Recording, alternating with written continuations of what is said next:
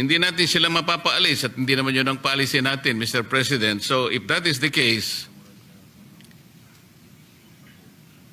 ang Vietnam ba, ang China, ay paalisin tayo sa mga inoccupy nating features? Sa Vietnam, wala po. Wala pong ganun. In fact, we have good relations with Vietnam. Maraming nga hong Pinoy na teachers nagtuturo po sa Vietnam. With China is a different case, as you know, Mr. President. Sa China is a different case. So, maaari tayong puwersahing umalis, Mr. President. Mr. President, we still the approach of our policymakers is to continue to engage, to continue to open the diplomatic channels with China and with other countries, Mr. President. And for me, that is the best approach, Mr. President. But forcing us out from these occupied territories is a potential threat, Mr. President.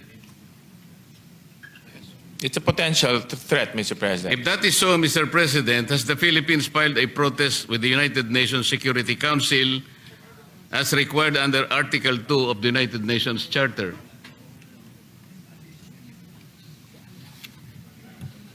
Well, Mr. President, to answer your question directly, no. But to give the reasons on why that policy was undertaken, the best department to answer that is the Department of Foreign Affairs, Mr. President. Kasi po kung ang sagot natin is no, Mr. President, then the threat is more imagined than real. Well, Mr. President, China is has veto powers in the National Security Council, Mr. President. So yeah, that's why we have to strategize very carefully, Mr. President. Kanina po, Mr. President, sa aking pagtatanong, I was trying to differentiate po kasi dahil nga sa sigalot sa West Philippine Sea, ang dami pong misunderstanding dyan, ang daming misconception. Kaya po kung minsan ay hindi nagkakasundo ang iba't ibang mga mamamayan natin. For example po, yung pinag-uusapan lang dito sa tinatawag nating West Philippine Sea na hanggang ngayon hindi natin talaga malagyan ng exact coordinates, ano-anong mga features niyan, ano-anong mga forma niyan, para sa ganun kung tayo makikipag-away talaga at makikipagdigma, alam mo naman po natin ang ating ipinakikipaglaban. Kasi po, ang pinag-uusapan po pagka sovereign rights lang, ito po ay mga functional jurisdiction over areas that are not territories. Katulad po ng binabanggit nating exclusive economic zone. Kasama na po yung contiguous zone, yung continental shelf, and even the extended continental shelf. Hindi po mga teritoryo to eh. Napagkakamalan po na territory, kaya nagkakaroon po ng mahabang pagtatalo. Sovereign rights, Mr. President, is different from territorial sovereignty. Iba po yung sovereign rights sa sovereignty. Yung Estado po, katulad natin, have full sovereignty rights and jurisdiction over our territory. So we can apply our entire range of laws, whether constitutional, administrative, civil, criminal, or commercial, to all persons and properties and activities within our territory, subject to the rights of innocent passage, sea lane passage, open sky passage, and sovereign diplomatic immunities. Ang kaiba po nito, in contrast, yun pong mga tinatawag nating maritime rights. Halimbawa po, itong binanggit natin kanina, contiguous zone, EEZ, continental shelf. Ang may apply lang po natin dito ay mga batas or regulations relating to customs, taxation, immigration, and sanitation. Sa exclusive economic zone po, Mr. President, and continental shelf, even the extended continental shelf, ang mag-a-apply lang po rito ay batas tungkol sa energy, fisheries, and maritime genetic resource. exploration and exploitation of artificial structures, marine research, pollution control, seabed pipelines, and cables. So kailangan po kasing may paliwanag ito in defense of what we perceive as West Philippine Sea. Yun pong maritime rights sa tubig lang, hindi po territory na kagaya po ng ating gustong ipaliwanag na mabuti. Para sa ganon, ay alam po natin kung ano ang ating pinag-uusapan, saan po natin gagamitin ang budget, at kung tayo po ay makikipagyera, alin-alin po ang dapat nating ilaban na saganang atin, Mr. President. So, salamat po muli, Mr. President, sa panahon pong ibinigay ninyo. Maraming salamat po. Maraming Mr. salamat. Sponsor, sa inyong panahon at pasensya. Maraming salamat po, Senator Marcoleta. At Thank you. nakikinig po ang inyong kababayan na taga-Tarlac rin, si Secretary Teodoro. At siya po ay siniseryoso niyo po ang inyong mga mungkahi at suggestion. So maraming salamat po. Patating na eh. Patating na. Thank you very much, Mr. President. Thank you for time accommodation in order to fulfill a very important social obligation today. Mr. President, I'd like to start with defense alliances with the United States, Japan, and Australia.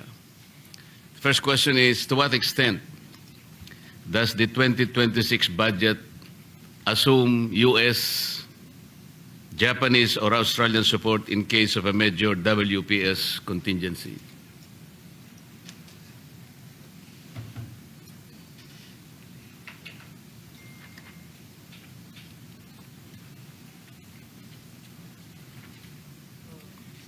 Well, Mr. President, there's no particular item for the U.S., Japan, and Australian arrangement. It forms part under the visiting forces arrangement, Mr. President.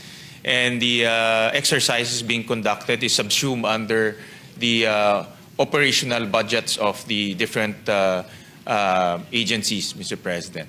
So there's no particular item for the U.S., for Japan, for Australia. It's subsumed under the exercises being conducted and subsumed under those budgets, Mr. President.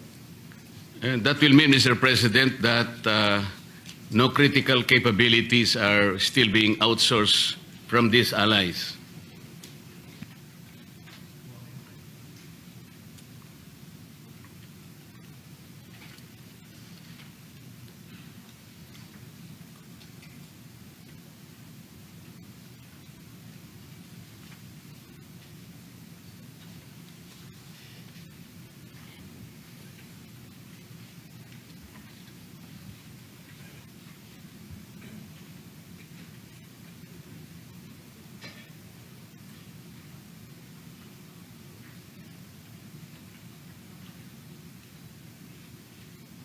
Mr. President, the arrangement between our allies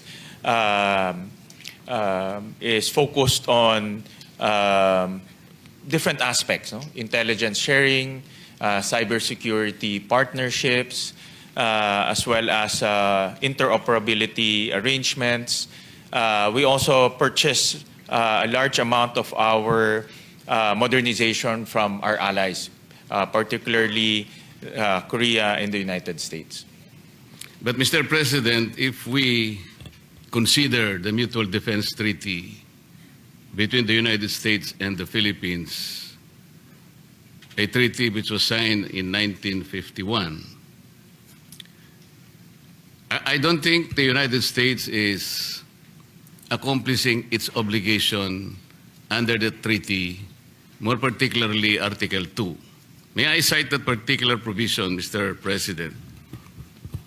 Article 2 of the Mutual Defense Treaty says that in order to more effectively achieve the objectives of this treaty, parties, meaning the U.S. and the Philippines, separately and jointly by self-help or mutual aid, will maintain and develop their individual and collective capacity to resist armed attack.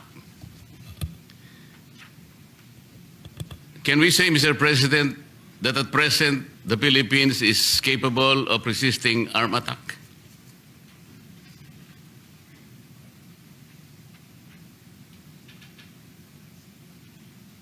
The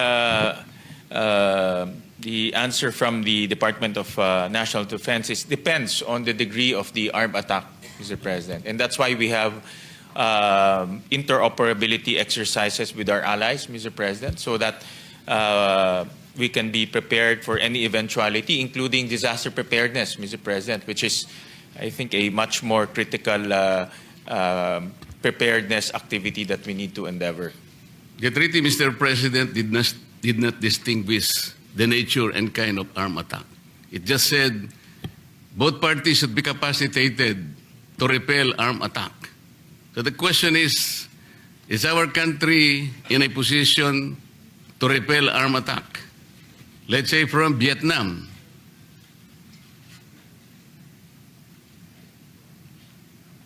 Well, it really depends, Mr. President, on the degree of the armed attack, Mr. President. So They should consider the strength of the Vietnamese army. Can we just... we cannot imagine how much force or what is the extent of armed attack. These countries who may want to attack us will not tell us. Kaya nga, paano natin magagamit yung Article 2? Is it not proper for us to at least make ourselves capable of whatever attack? That should be the ideal objective. And the Mutual Defense Treaty should be able to accomplish this. This is the main objective. That's why I'm asking you, Mr. President. Well, Mr. President, one of the aim of the DND is to continue to modernize our capability, Mr. President. That's why we have allocated 60 billion pesos in the budget to continuously support the modernization of our armed forces, Mr. President. But that is not answering the question, Mr. President. I'm asking whether our country is in a position to repel armed attack. This is the objective of the Mutual Defense Treaty. If we continuously hide upon the argument that we are perennially being assisted by the United States, Japan, and Australia, we're compromising our sovereignty and strategic autonomy, Mr. President. So ba't meron pa po tayong Mutual Defense Treaty? We cannot even answer this simple question. Mr. President, with the present capability and the continuous upgrading of our military capability, the objective is to deter instances like what you have mentioned, Mr. President. You are saying, Mr. President, we are in a position to deter, for example, China from attacking us? Can we now deter China from attacking us? Yes, Mr. President, the Secretary answered in the affirmative. So what are the deterrents? Or what is the deterrence, Mr. President?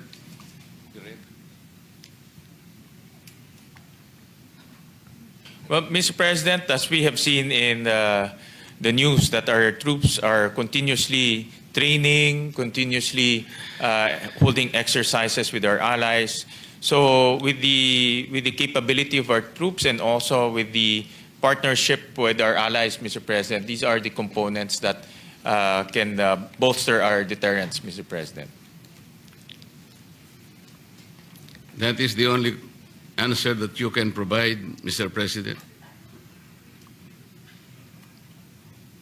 Mr. President, that is the objective of the Department of National Defense, Mr. President. But, Mr. President, I'm asking in relation to the Mutual Defense Treaty. This is a very important treaty. It is, I think, 74 years old. If we maximize that treaty, hindi naman po siguro tatagal. After 74 years, hindi pa po natin masabi na kung ano ang ating napala dito sa Mutual Defense Treaty.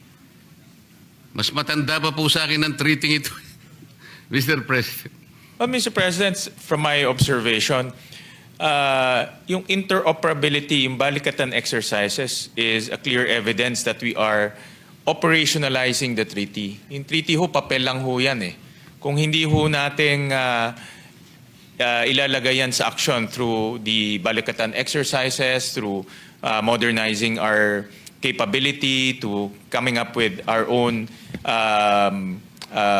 modernization program, hindi ho talaga magiging beneficial yung treaty na yan. So makikita naman ho natin na tuloy-tuloy po ang paglalaan po ng pondo sa ating AFP at tuloy-tuloy rin po nila ginagawa yung kanilang makakaya with the limited budget that we have. No? Sana ho mas malaki, but with the limited budget that we have, yung kanilang mga exercises para po makaresponde ho sila kung ano man ang pwedeng mangyari. Sabi po nyo kanina, Mr. President, wala naman po tayong na-outsource sa ating mga partners. It is inconsistent, Mr. President. Tinatanong ko po kanina, gaano po sa ating budget ang ma-assume natin na suporta mula sa tatlong mga kaibigan natin? Ang sabi po ninyo, wala. Yeah. May nabanggit ko ho kanina, like for example, intelligence sharing, nabanggit ko rin, nasabi ko rin ho kanina yung cybersecurity capabilities and cybersecurity capacitation. Yun po yung mga ilan sa mga ina-outsource ho natin at partnership. Hindi lang ho outsourcing, but in my view, these are partnerships. Ang mundo ho naman ay interconnected na ho ngayon at hindi ho natin pwedeng sabihin na tayo lang ang gagawa. So we have partnerships with our allies, Mr. President. But a more detailed discussion should be limited to a executive session, and the Secretary is more than willing to brief His Honor on the details of those outsourcing and partnership, Mr. President.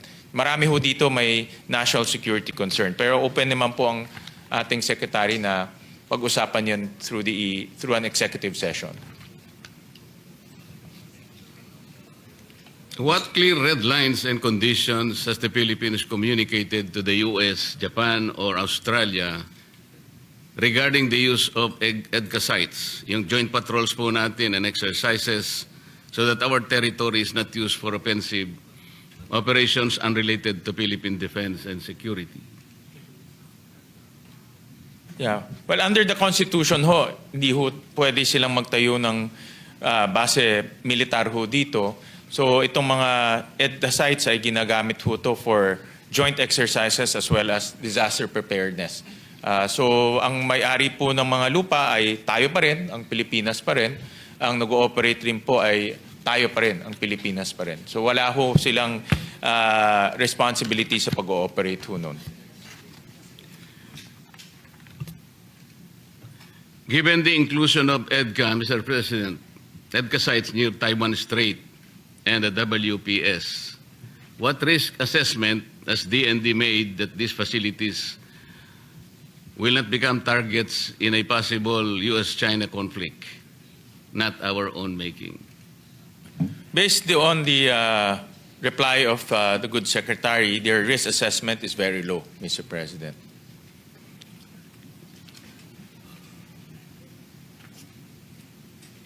With the reciprocal access agreement with Japan, enhanced defense cooperation with Australia, what types of operations are explicitly ruled out on Philippine soil or in waters?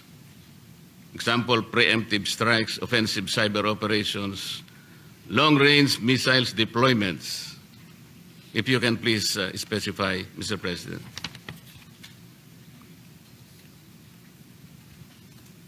Ang limitation po ay offensive operation and anything that will and anything that will pertain to engagement in war, Mr. President, as an instrument of national policy, Mr. President. Mr. President, does the Department of National Defense agree that a decision of the Supreme Court interpreting and applying a provision of EDCA automatically becomes part of EDCA itself?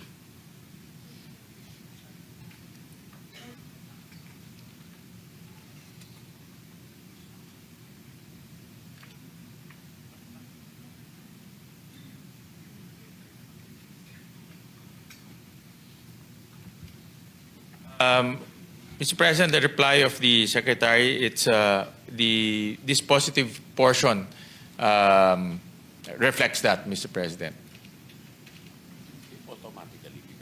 Well, the question requires an answer either yes or no, Mr. President. What is the dispositive portion, Mr. President?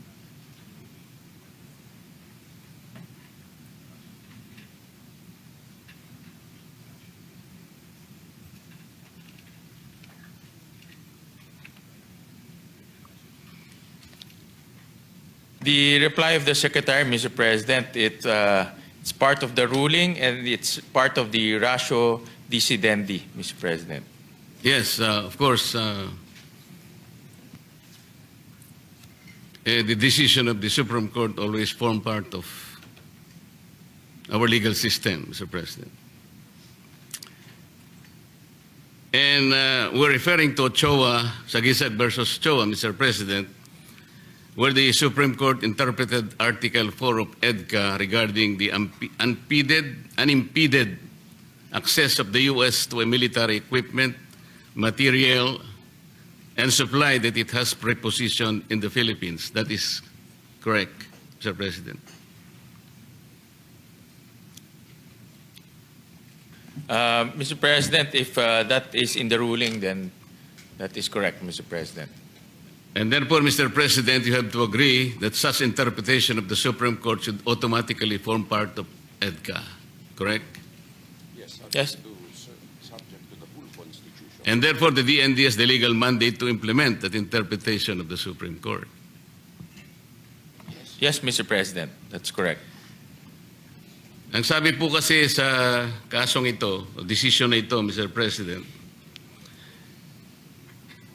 it was interpreted, meaning Article 4 of EDCA, that the U.S. has unimpeded access only to those military equipment, material, and supplies that the Philippines has consented to be prepositioned on Philippine territory. Yes.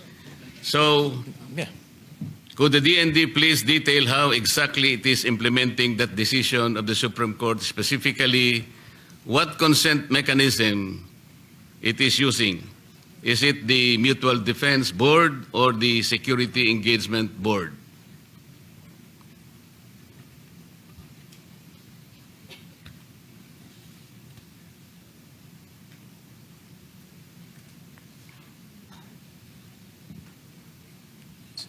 Well, Mr. President, all channels are Boards merely recommend.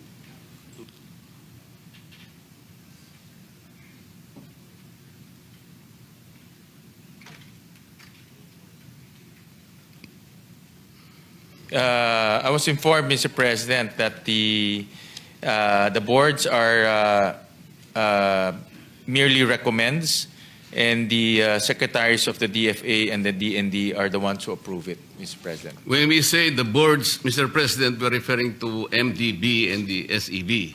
Yes, Mr. President, correct. How many come from the Philippine side, Mr. President? And what is the voting requirement?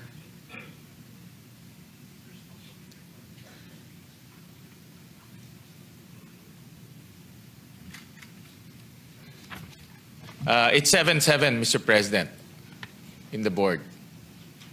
But the board is merely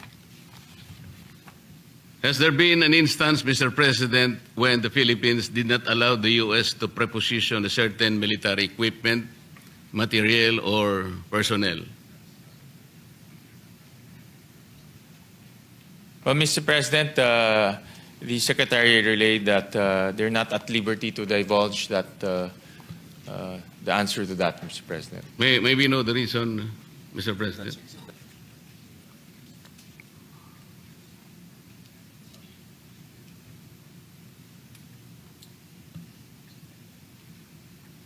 Well, Mr. President,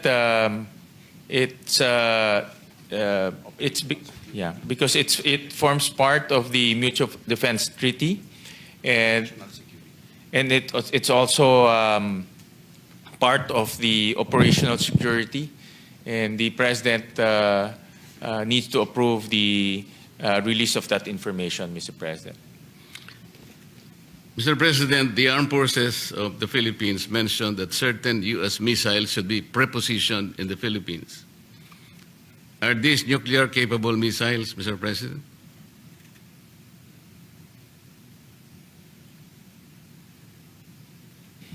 Mr. President, no, they're not. They're not nuclear missiles, Mr. President.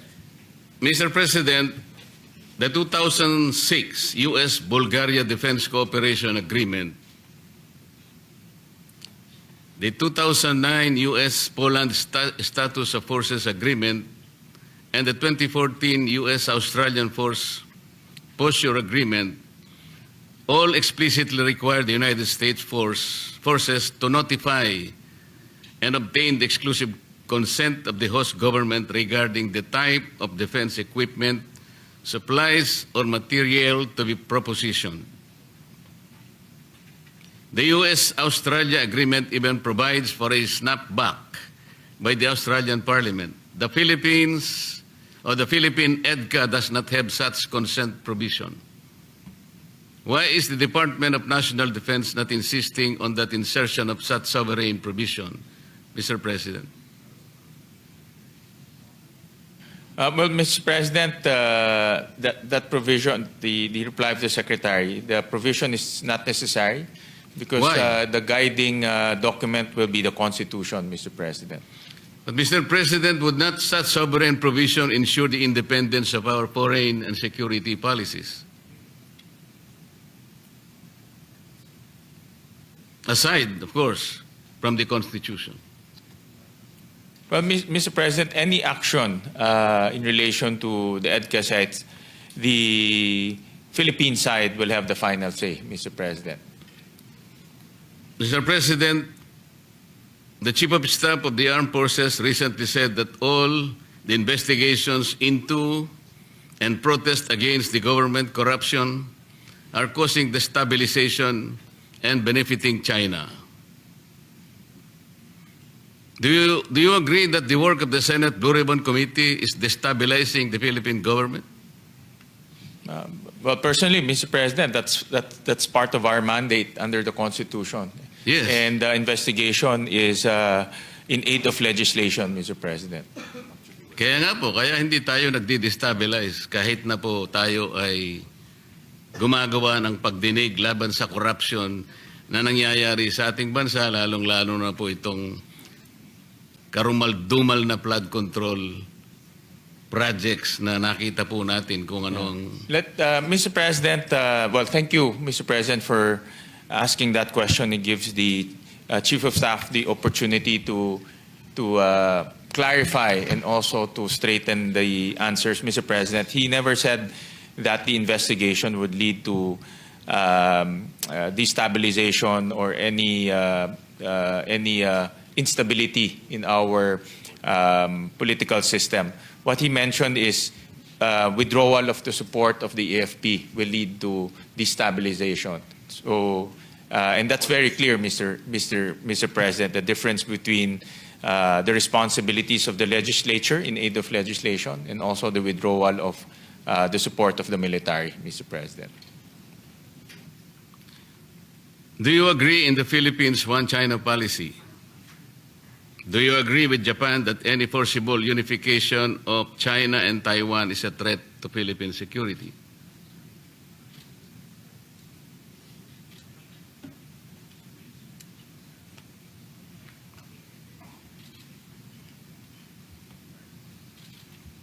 Well, Mr. President, the policy is we adhere to the one China policy. But of course, the actions succeeding to that will be subject for discussion, Mr. President. And you do not agree with Japan? Mr. President, for now that is hypothetical and it's so there. Yeah, correct. It's hypothetical and that is the statement of Japan, Mr. President.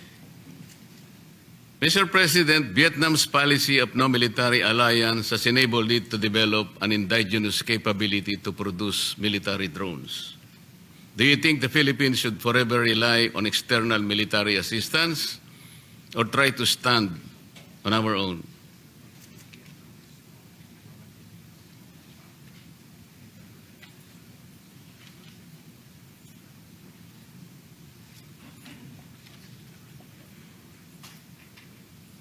Well, that's the direction, Mr. President, to be self-reliant on our military needs, Mr. President. And hopefully, later on, we can invite investors to come here and build facilities that will manufacture drones and other military equipment, Mr. President. That's the aspiration, Mr. President.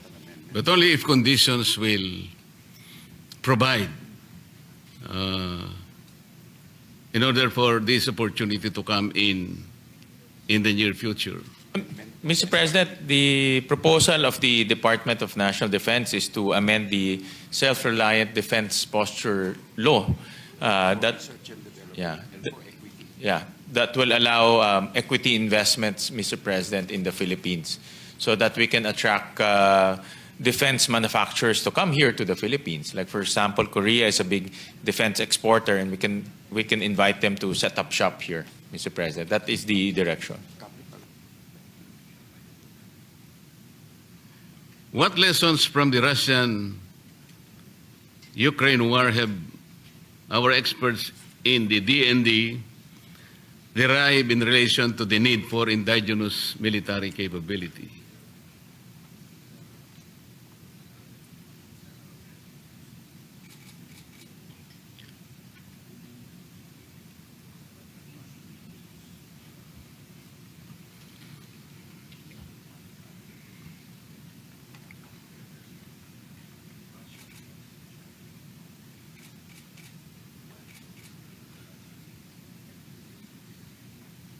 Well, Mr. President, there are many lessons that the department derived from that Russian-Ukraine war. One is the indigenous capability in manufacturing, Mr. President, and actually I've seen some documentaries that because of that war, the Ukraine defense manufacturing industry had a resurgence. They now produce virtually most of the things that they need to repel the Russian invasion. Number two is another lesson is no, you cannot rely on one country in terms of one country alone to on both sides, Mr. President, on defense support, Mr. President.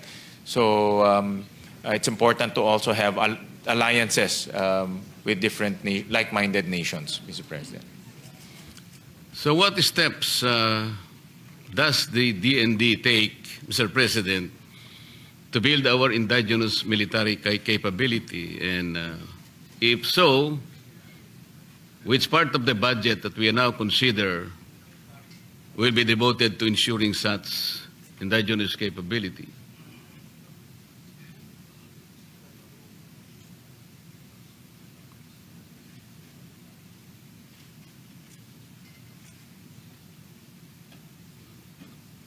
Well, Mr. President,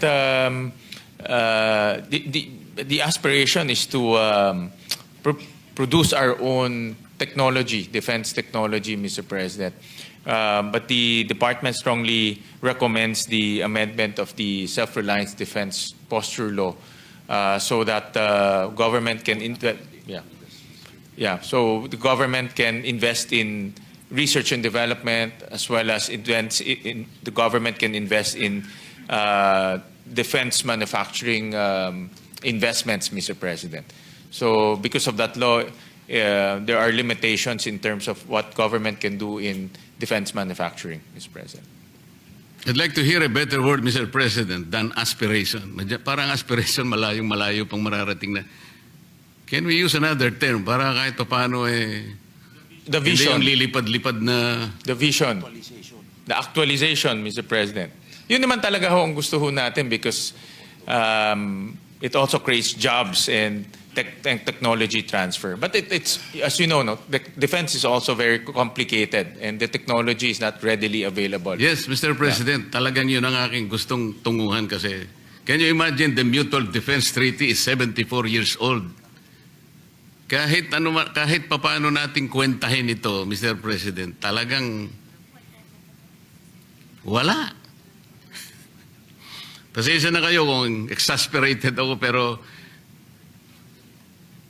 Mr. President, if you've seen the last 3 years, yung mga balikatan exercises had ramped up tremendously, Mr. President. And that's clear evidence that the Mutual Defense Treaty is doing its responsibility, Mr. President. yes, goal. but they fell short in being able to satisfy our requirement that our country is now in a clear position of being able to repel armed attack. Ayoko nang bumalik doon. Yung kasilangan punto ron Mr. President. Well, Mr. President, last comment, actually under the leadership of Secretary Teodoro, doon po talaga nag-umpisa itong ramping up ng mga alliances with our like-minded partners, Mr. President. And with that, doon rin nag-umpisa yung investments rin ho natin sa modernization. Kaya this year, Mr. President, pinakamalaking modernization fund ang ilalagay po ng Senado para po makahabol ho tayo sa mga pangangailangan ho natin. Yun po yung gusto ko sabihin, Mr. President. Nakabawi-bawi tayo ng konti dahil nandyan ang aking kaibigan, Secretary Teodoro. Kung wala pa siya dyan, paano na? Kasi hindi natin masasabi kung mananatili siya dyan. Pwede siyang Yung palang punto nyo, Mr. President. Nakuha ko na ho. kaya nga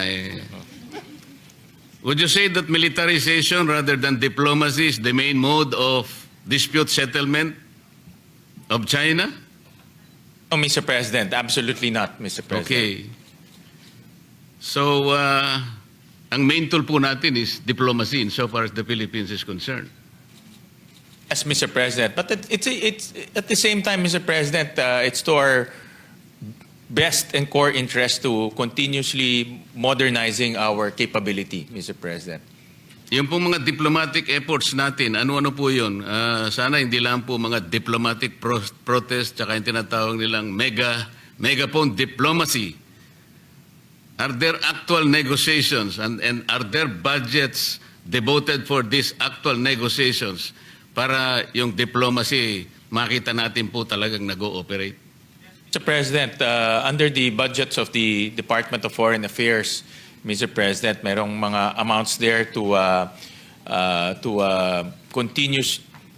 continuously engage our partners as well as other countries in diplomacy, Mr. President. Mr. President, is it correct to say that the Department of National Defense is asking the people for billions of pesos to defend the West Philippine Sea, or WPS? Well, Mr. President, it's not only limited to the West Philippine Sea, Mr. President. It's the core in relation only to the West Philippine Sea. Yes, Mr. President. Okay. Pwede, paano natin isang map? Can we ask the staff to please show the first map?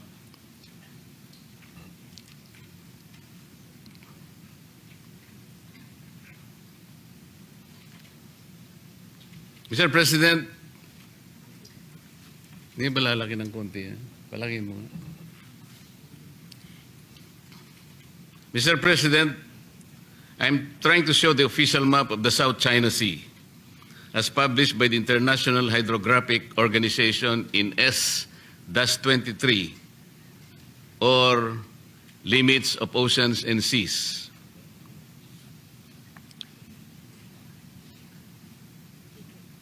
We are not supposed to defend the entire South China Sea, Mr. President. No, Mr. President. Only our exclusive until our Only the exclusive- portion of the Yeah, West Philippine Sea. Yes, Mr. President. Until the exclusive economic zone, and also in the other side, Mr. President. Hindi, doon muna Eastern tayo sa seaboard, West, Mr. President. sa West Philippine Sea muna tayo. Isa-isa lang, boss. Mahirap ang kalaban. Can you tell me, Mr. President, exactly which portion is the West Philippine Sea? Can you show us a map indicating the features and the limits of that area where we will be spending some of the budgets of the DND for consideration?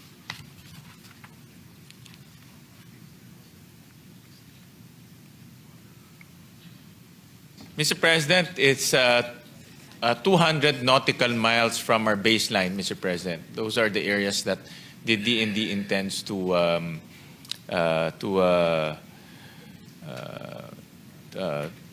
bolster, Mr. President. If you are saying 200 nautical miles from the archipelagic baseline, you're referring to the exclusive economic zone. Correct, Mr. President. The reason I'm raising this question, Mr. President, is that the lack of precise identification of the area where the people's money is supposed to be spent, parang ang mangyayari po parang yung flood control ngayon. Dahil po sa discrepancy in coordinates, ang dami billion po kasi ang natapon din na pera. If the DND says that the WPS is the EEZ, meron pong mas magandang definition yun. Sa Administrative Order Number 29 and Republic Act 12064 or the Maritime Zones Law, sinasabi po ron the WPS is Philippines maritime areas on the western side of the archipelago, including the Luzon Sea, as well as the waters around, within and adjacent to the Calayan Island Group and Bajo de Masinloc, also known as Scarborough Shoal. Tama po yun, Sir President? Yes, correct, Mr. President. Would you agree that under Administrative Number 29, the term Calayan Island Group refers to the area enclosed by boundaries identified under Section 1 of Presidential Decree Number 1596? Tama po, Mr. Yes. President. Tama po kayo. And you will also agree that under paragraph 574 of Arbitral Award in the South China Sea Arbitration, the tribunal declared that the Philippines cannot apply boundaries to enclose the Spratly Islands or a portion thereof. Yes. Yes, we agree. We agree with the arbitral award, Mr. President.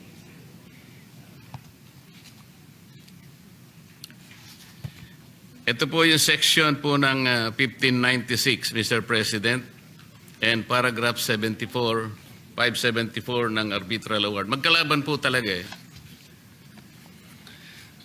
Sabi po ng Arbitral Award, Mr. President, and I quote, "In any event, however, even the Philippines could not declare archipelagic baselines surrounding the Spratly Islands.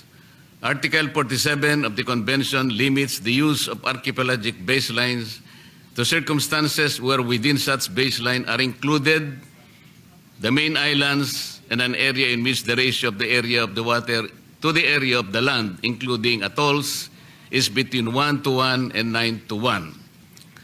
Question, is it obvious now that PD 1596 and paragraph 574 of the Arbitral Award, Mr. President, are incompatible? And therefore, you will agree that definition of the WPS in Administrative Order 29 had to be changed to make it compatible with the Arbitral Award, Mr. President.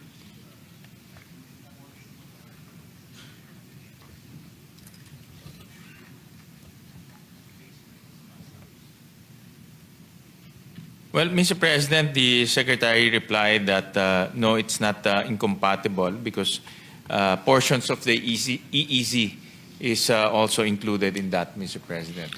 We will go to that, Mr. President, but if you will care to consider yung Section 1 po ng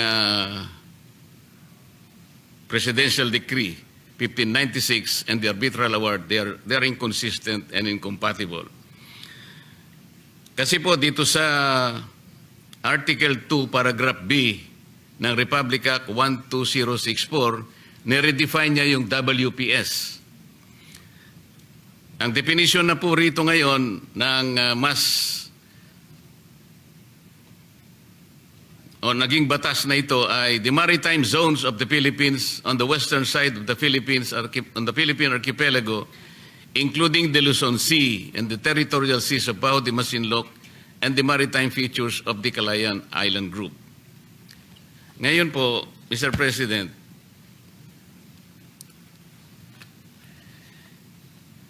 yung limits po ng West Philippine Sea, ang sabi po natin kanina is the 200 nautical limit of the EEZ. Are you saying that Kalayaan and other features are not part of the WPS, Mr. President?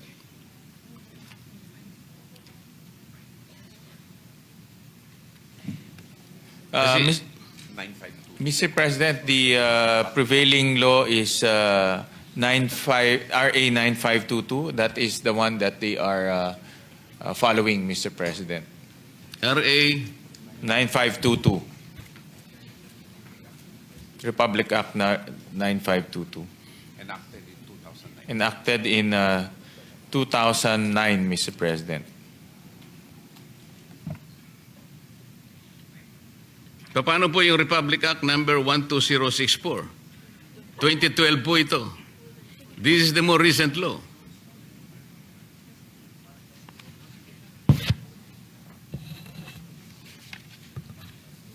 Yeah.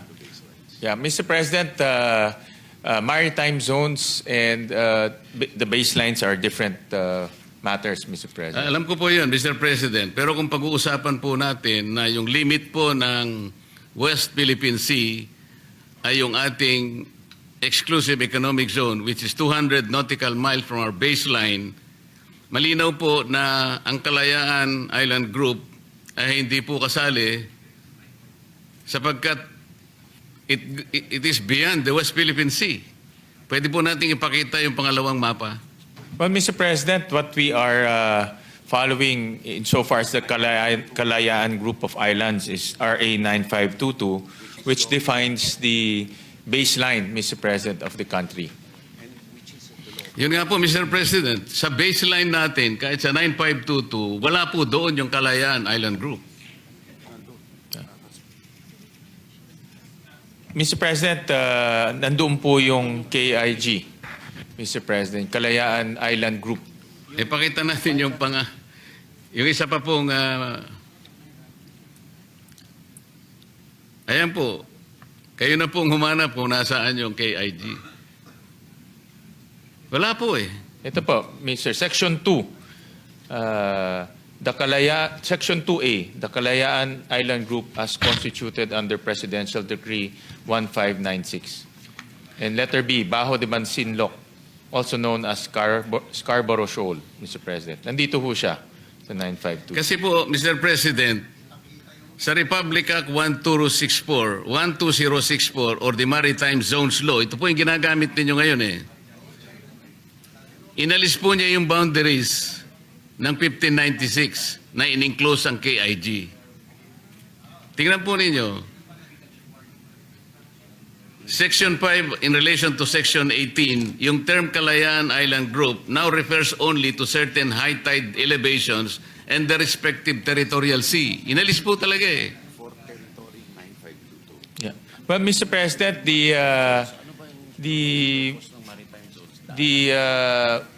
when it comes to the Kalayaan Island Group, Mr. President, it's RA 9522. Hindi po, ang ating pong recent batas na po, yung RA 12064, it was enacted last year, November 7, 2024. So hindi po pwedeng manaig po yung sinasabi nyo dahil ito na po yung more recent na batas na ginawa po natin.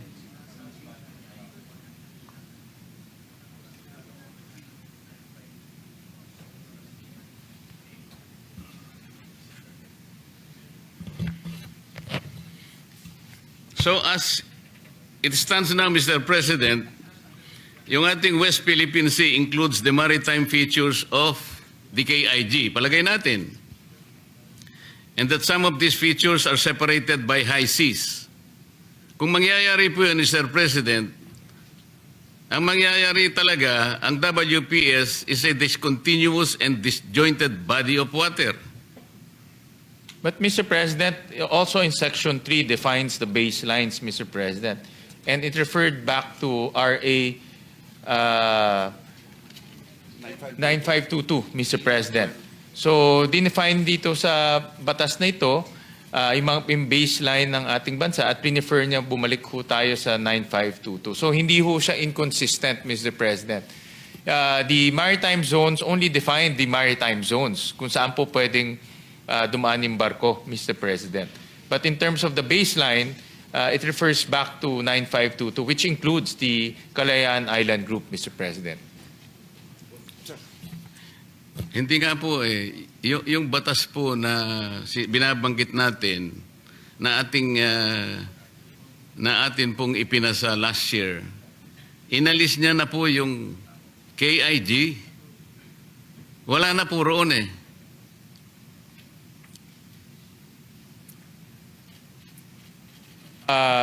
With all due respect, Mr. President, nandito ho kami nung we were discussing this law, and with all due respect, hindi ho ganun yung nangyari, Mr. President. Kaya nga po, kung sakaling sabihin natin na ang WPS now will include the maritime features of the KIG, exactly how many features are we talking about here? Can you name and locate each of these features? Can you see us or can you show us the official map? 9 major islands, Mr. President. That is the... there are 9 major islands, Mr. President. Doon po sa KIG? Hindi lang KIG. Hindi lang po sa KIG, but yung mga features po sa... Yun nga West po, Philippines. ang pinakamahirap dito po, dahil wala pa po tayong official map ng West Philippine Sea, hindi po natin madidescribe lahat ang features. At kung meron pong isang mang Pilipino ang naaring mabuhay doon. I'm asking these questions, Mr. President, to make certain that we know what we are talking about when we say West Philippine Sea. Nung po kasing ito'y unang nabanggit nung nasa mababang kapulungan ako, dahil nga po sa hindi pagkakaintindi sa isyong ito, nung sinabi ko na ang West Philippine Sea tayo lang ito. But in the context of international law, hindi po talaga alam pa. Ang alam po nila ay yung South China Sea. Can you imagine, Mr. President, the discomfort, for example, of a passenger in a plane about his safety or her safety, kung marinig niya yung pilot at saka yung control tower, nagdidebate sila kung nasan siya lugar. Sabi ng pilot, I am here in the West Philippine Sea. Hindi maintindihan ngayon nung control tower. Ganun po kasi, after more than 16 years or maybe 12 years since 2012, nung ipasa po natin yung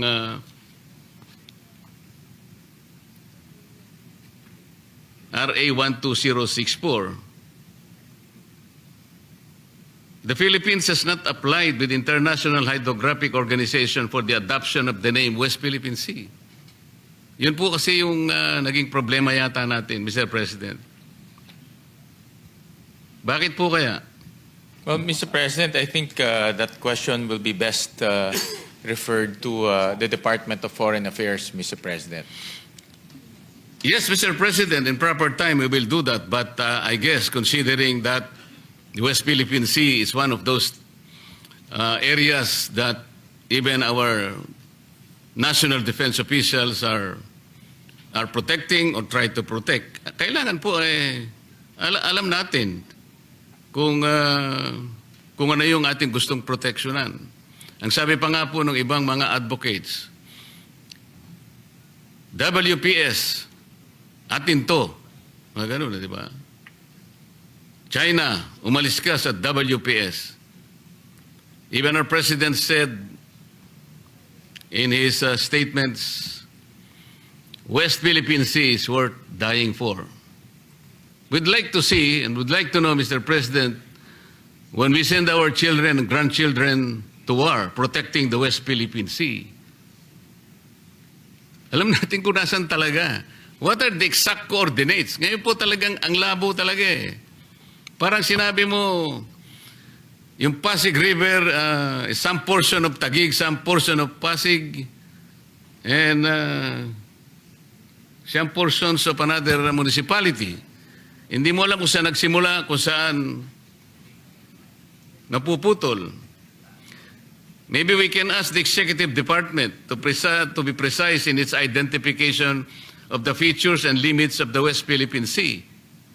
Kasi po, para yung mga ghost missions or even ghost budgets, kasi nangyari nga po sa flood control, they were all using several applications. Hindi sila, magkakaiba po eh. Sabi pa nila, geotag, real time. Pero kung tingnan, talagang wala yung mga flood control projects. So dito po, ganun din. Kailangan matukoy natin. Speaking of maritime features, Mr. President, let me refer back to the map identifying its features. Ito pong, yung balik mo nga dun sa pangalawang mapa. Ayan. You will agree, Mr. President, that based on that map, Vietnam occupies 21 features, China 9, and the Philippines 9. The Philippines 11, Mr. O President. 11 siguro. So 21 features for China, for Vietnam, 9 for China, Philippines 11. Mr. President. What is the policy of the national defense regarding Vietnam?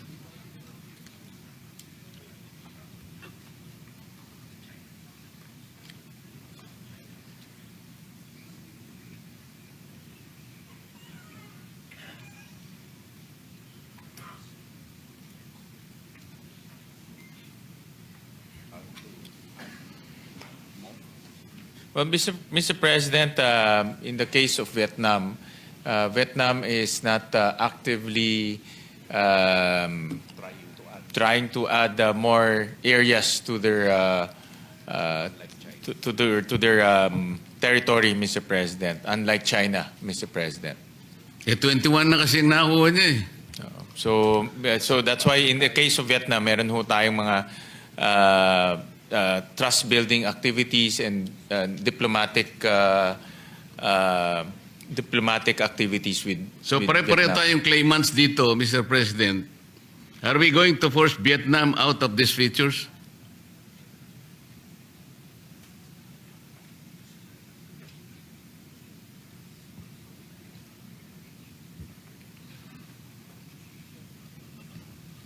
With Vietnam, Mr. President, we have open communication lines with them, and these communication lines will also discuss this type of issues, Mr. President. What about with China, Mr. President? Well, with China, it's a different case because we all know that China is trying to claim our territories even within the inclusive economic zone, Mr. President. Nevertheless, diplomatic approaches is still the approach that we are endeavoring towards China, Mr. Pero President. sabi natin kanina, Mr. President, yung open and actual negotiations ay ating ginagawa, and I've even asked kung magkano ang budget natin dito sa actual negotiation, hindi lang naman megaphone.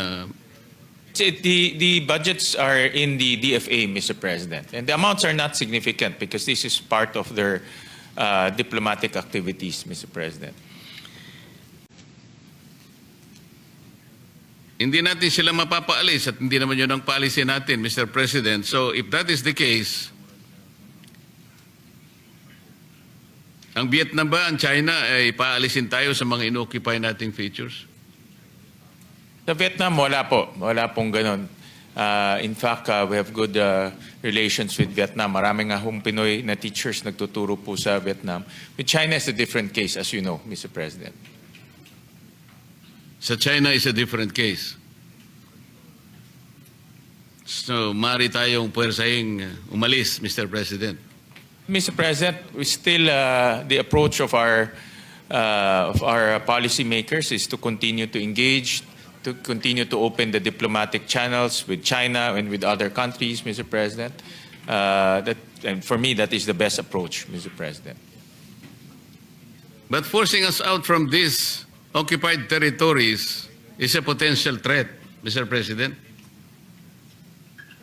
It's a potential threat, Mr. President. If that is so, Mr. President, has the Philippines filed a protest with the United Nations Security Council as required under Article 2 of the United Nations Charter?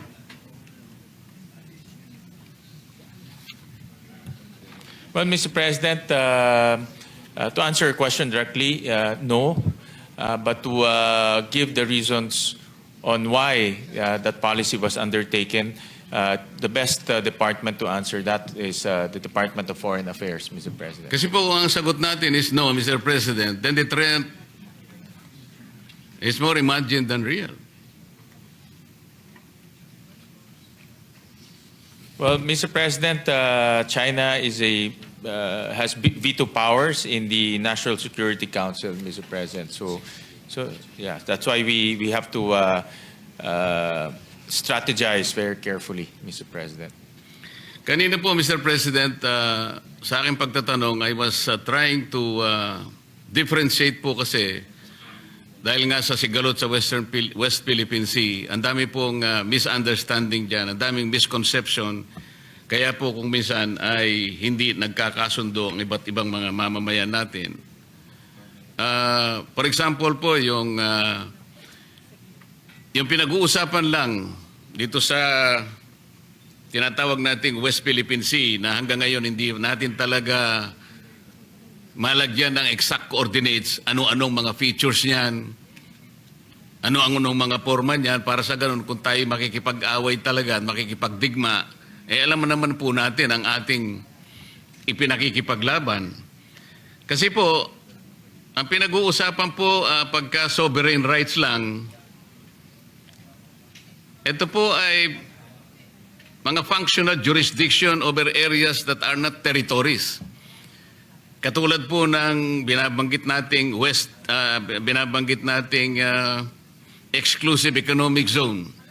Kasama na po yung contiguous zone, yung continental shelf, and even the extended continental shelf. Hindi po mga teritoryo to eh. Napagkakamalan po na teritoryo, kaya nagkakaroon po ng mahabang pagtatalo. Sovereign rights, Mr. President, is different from territorial sovereignty. Iba po yung sovereign rights sa sovereignty. Yung Estado po, katulad natin, have full sovereignty rights and jurisdiction over our territory.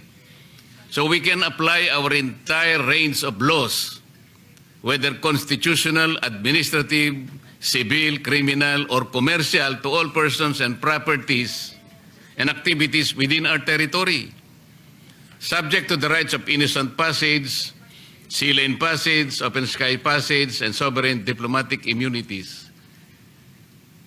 Ang kaibayo po nito, in contrast, yun pong mga tinatawag nating maritime rights.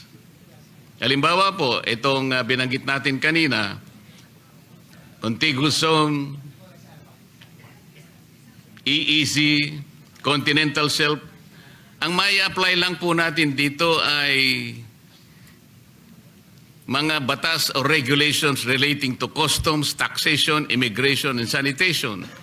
Sa exclusive economic zone po, Mr. President, and continental shelf, even the extended continental shelf, ang mag-a-apply lang po rito ay batas tungkol sa energy, fisheries, and maritime genetic resource, exploration and exploitation of artificial structures, marine research, pollution control, seabed pipelines, and cables. So kailangan po kasing may paliwanag ito in defense of what we perceive as West Philippine Sea.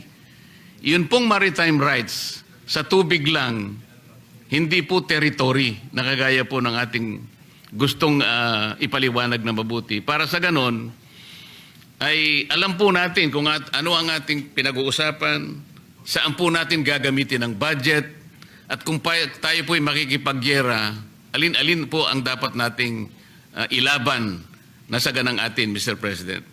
So, salamat po muli, Mr. President, sa panahon pong ibinigay ninyo. Maraming salamat po, Maraming Mr. salamat. Sponsor, sa inyong panahon at pasensya. Maraming Thank you very salamat much. po, Senator Marcoleta. At Thank you. nakikinig po ang inyong kababayan na taga-Tarlac rin, si Secretary Teodoro. At siya po ay siniseryoso niyo po ang inyong mga mungkahi at suggestion. So maraming salamat po. Padating na eh. Padating na. Padating na. He's